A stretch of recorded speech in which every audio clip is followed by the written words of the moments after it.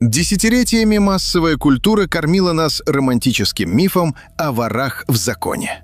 О людях строгих принципов, отрицающих богатство, презирающих власть и готовых умереть за невидимый кодекс чести в холодных карцерах сибирских лагерей. Но реальность, скрытая в секретных архивах спецслужб и материалах закрытых судов, выглядит совершенно иначе. Сегодня преступный мир расколот. Пока одни авторитеты выбирают сгнить в одиночных камерах особого режима, сохраняя остатки воровской чести, другие покупают недвижимость по соседству с сестрой короля Испании, отмывают десятки миллионов евро и управляют назначениями генералов ФСБ и министров из Москвы. В этом масштабном расследовании мы вскроем анатомию краха старого криминального мира. Вы узнаете, как продавалась воровская корона и кто такие апельсины.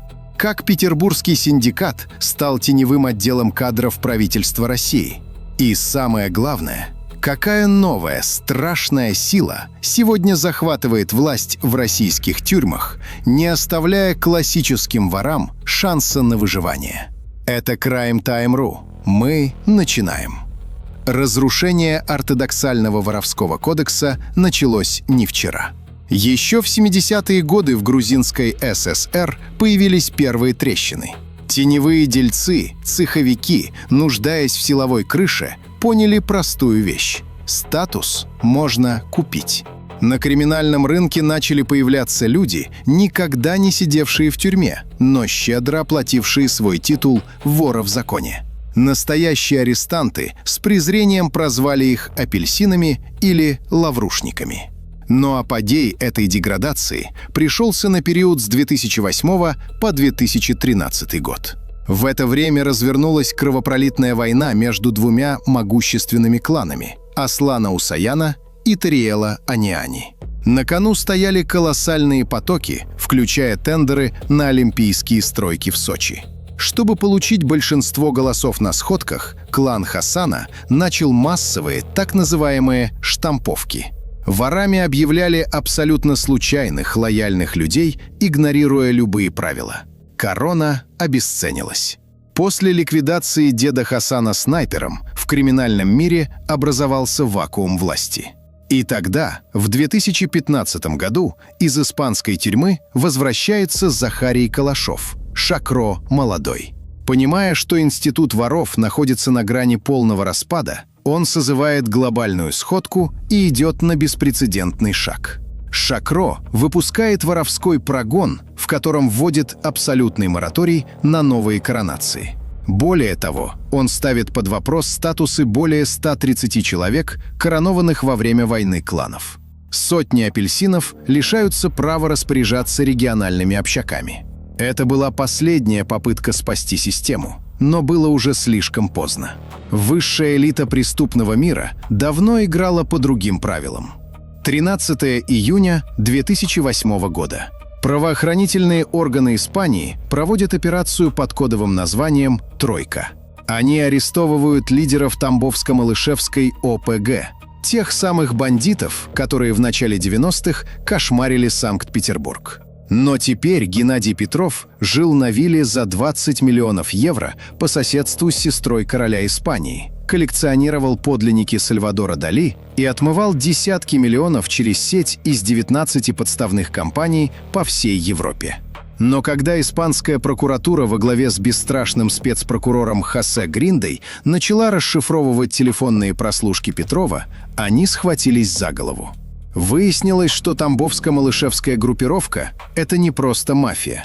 Это гибридное подразделение, сросшееся с высшими эшелонами российской власти. Из перехватов следовало, что Геннадий Петров из Испании лоббировал назначение на пост главы Следственного комитета Александра Бастрыкина. Петров систематически оплачивал личные счета его заместителя, генерала Игоря Соболевского. Синдикат даже участвовал в продвижении Анатолия Сердюкова на пост министра обороны ядерной державы. И это неудивительно. Согласно материалам испанского суда, Геннадий Петров не был обычным ракетиром. Вплоть до 2003 года он являлся соучредителем и владельцем 27% акций Банка «Россия». того самого банка, который обслуживает ближайшее окружение Владимира Путина. В одной из прослушек Петров обещает решить проблемы заместителя председателя этого банка, а сыну говорит, что по приезду встретится с Юрием Ковальчуком, чтобы возобновить близкие отношения. Криминал, спецслужбы и государство стали единым целым.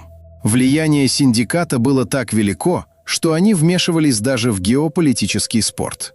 В мае 2008 года испанцы перехватывают разговор Петрова, где он хвастается, что заранее купил победу петербургского «Зенита» над мюнхенской «Баварией» в полуфинале Кубка УЕФА. Испания передала эти данные европейским футбольным чиновникам, но дело тихо замяли.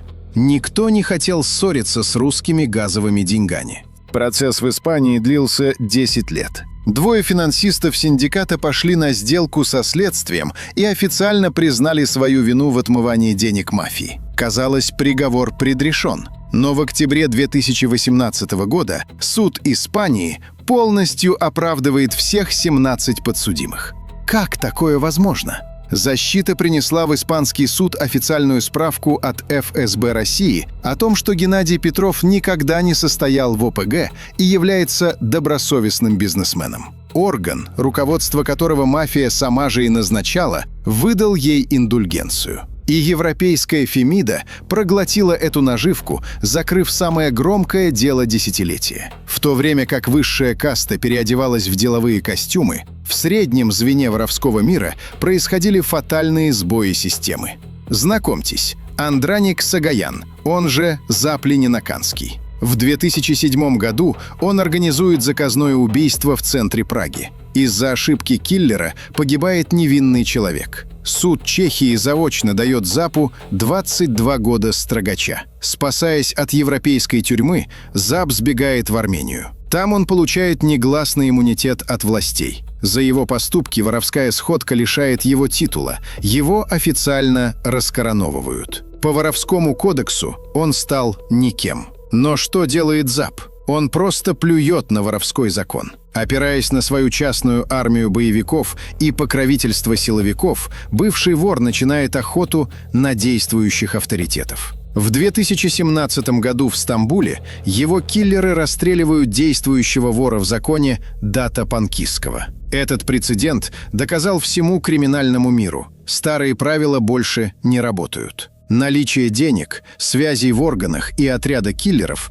позволяет игнорировать решения любых сходок и безнаказанно убивать неприкасаемых. Институциональная система воров была сломана изнутри, а затем за нее взялось государство. 12 апреля 2019 года правительство России наносит по остаткам классического криминалитета сокрушительный удар. В Уголовном кодексе появляется статья 210.1 «Занятие высшего положения в преступной иерархии».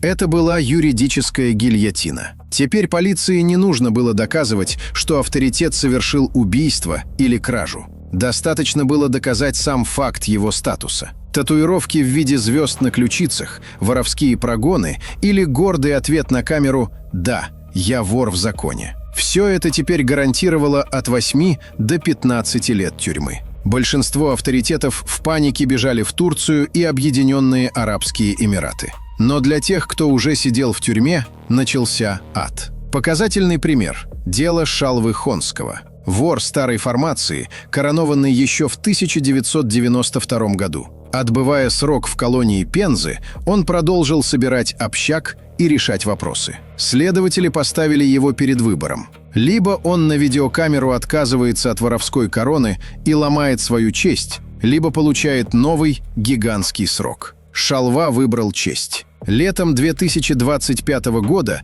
суд впаял ему по совокупности 10 лет особого режима. И таких дел по России десятки. Государство методично уничтожало черные зоны, где правили воры. Но свято место пусто не бывает. Уничтожив один институт, система получила новую, гораздо более страшную угрозу. Так называемые «зеленые зоны» и тюремные джамааты. Радикальные исламские группировки внутри тюрем живут по своим правилам. Они категорически не признают воровской кодекс, считая его греховным. Они не платят в воровской общак, создавая собственные кассы, Байт-ул-Мал. 5 августа 2022 года в колонии номер 2 в Калмыкии произошел беспрецедентный случай. Группа членов тюремного джамаата с арматурами и заточками атаковала не только сотрудников ФСИН, но и традиционных криминальных смотрящих, которые пытались их контролировать. Это стало приговором старой системе. Традиционные воры